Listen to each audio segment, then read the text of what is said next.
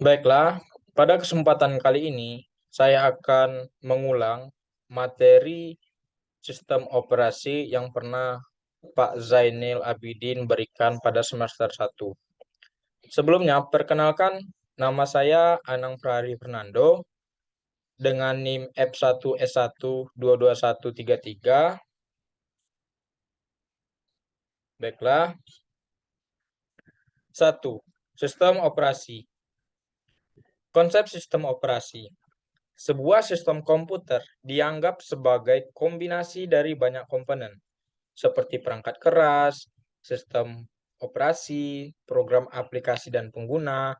Perangkat keras berarti bagian fisik dari sistem komputer. Ini terdiri dari perangkat lunak input dan output, unit pemrosesan pusat atau CPU, perangkat memori, dan lain-lain. Sistem operasi adalah kumpulan perangkat lunak yang mengelola sumber daya perangkat keras komputer dan menyediakan layanan umum untuk program komputer. Sistem operasi merupakan salah satu komponen utama dalam sebuah sistem komputer. Dalam istilah teknis, itu adalah perangkat lunak yang mengelola perangkat keras fisik sistem. Sistem operasi mengontrol alokasi sumber daya dan layanan seperti memori, prosesor, perangkat, dan informasi.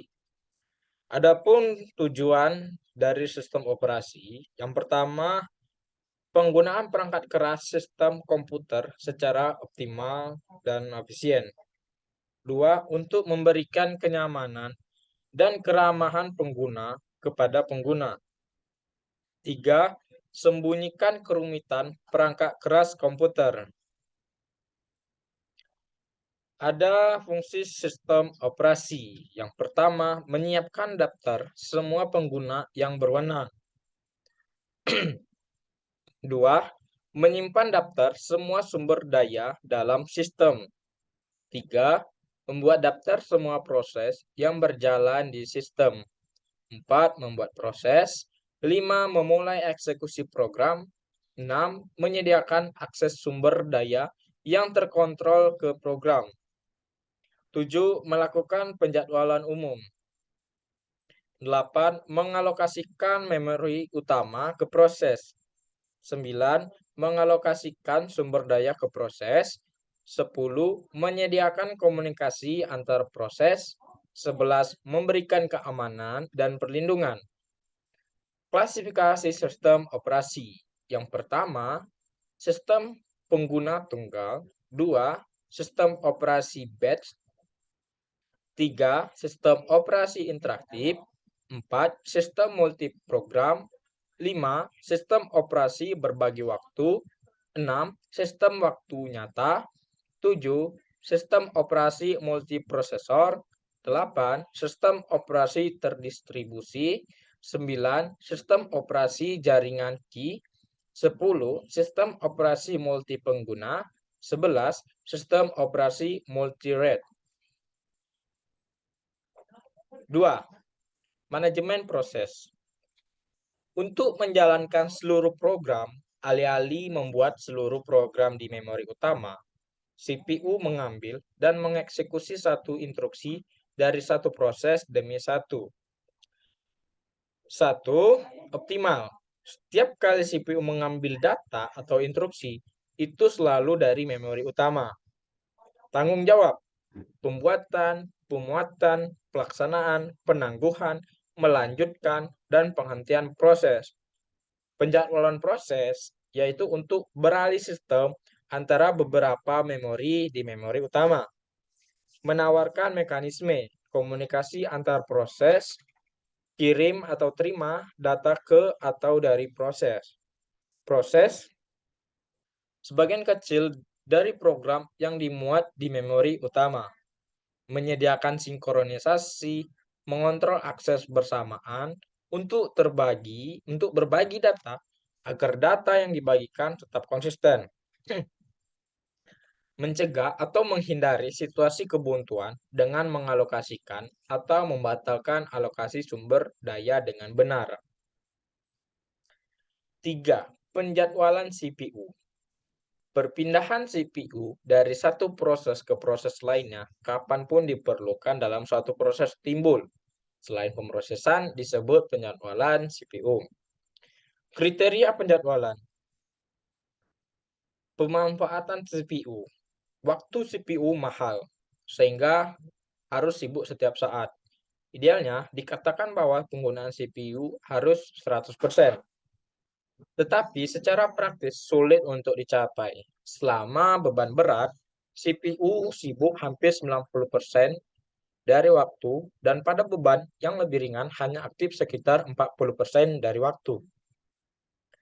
Throughput. Jumlah total proses yang diselesaikan dalam satuan waktu disebut throughput. Throughput harus setinggi mungkin. Turnaround time. Rentang waktu dari pengajuan proses ke sistem hingga penyelesaiannya disebut turnaround time. Nilainya harus serendah mungkin. Waktu tunggu. Waktu yang dihabiskan oleh suatu proses dalam antrian yang berbeda saat menunggu CPU disebut waktu tunggu. Nilainya juga dapat dihitung dengan mengurangkan waktu eksekusi dari penyelesaian proses. Nilainya harus rendah mungkin. Response time. Waktu yang dibutuhkan oleh suatu proses dalam memproduksi. Saat memilih algoritma penjadwalan apapun, throughput pemanfaatan CPU harus maksimum. Sedangkan waktu penyelesaian, waktu tunggu, dan waktu respon itu harus minimum. Jenis penjadwalan yang pertama ada penjadwalan preemptif. Ketika CPU berpindah dari satu proses ke proses lainnya sebelum selesai, maka disebut penjadwalan preemptif. Dalam penjadwalan preemptif, CPU dapat melakukan preemptif dari proses yang sedang berjalan dan beralih ke yang lain. Ketika ini terjadi, proses tidak membebaskan CPU secara sukarela dengan pilihannya sendiri. Yang kedua, penjadwalan non-preemptif. CPU mengeksekusi proses sampai dihentikan atau sampai ada input atau kebutuhan keluaran muncul. Kemudian, penjadwalan tersebut disebut penjadwalan non-preemptif. Dalam penjadwalan seperti itu, setelah CPU dialokasikan ke suatu proses, proses menyimpannya sampai eksekusi dihentikan atau beralih ke status menunggu. 4. Deadlock. Situasi ketika dua atau lebih proses diblokir dan tidak dapat melanjutkan pemrosesan lebih lanjut karena saling ketergantungan sumber daya disebut kebuntuan. Poin yang perlu diingat, situasi ketika dua atau lebih proses diblokir dan tidak dapat melanjutkan pemrosesan lebih lanjut karena saling ketergantungan sumber daya adalah disebut kebuntuan. Dalam sistem komputer, kebuntuan muncul ketika 4 kondisi terjadi secara bersamaan bersama-sama. Keempat kondisi tersebut adalah saling mengesampingkan, menahan, dan menunggu. Tidak ada preemption dan menunggu melingkar. Sebuah grafik berarah yang terdiri dari dua jenis node sebagai proses dan sumber daya disebut grafik alokasi sumber daya. Grafik alokasi sumber daya secara singkat juga dikenal sebagai RAG. Kehadiran kebuntuan dapat ditunjukkan dengan bantuan RAG machine. Metode utama untuk mengatasi kebuntuan adalah pencegahan kebuntuan, mati penghindaran, kunci, dan deteksi kebuntuan. Dalam metode deteksi kebuntuan diperbolehkan terjadi di sistem, maka terdeteksi dari waktu ke waktu. Metode pemulihan digunakan untuk memulihkan dari kebuntuan. 5. Manajemen memori utama. Yang pertama, saya akan menjelaskan tentang memori utama, ruang alamat fisik, dan overlay. Memori utama.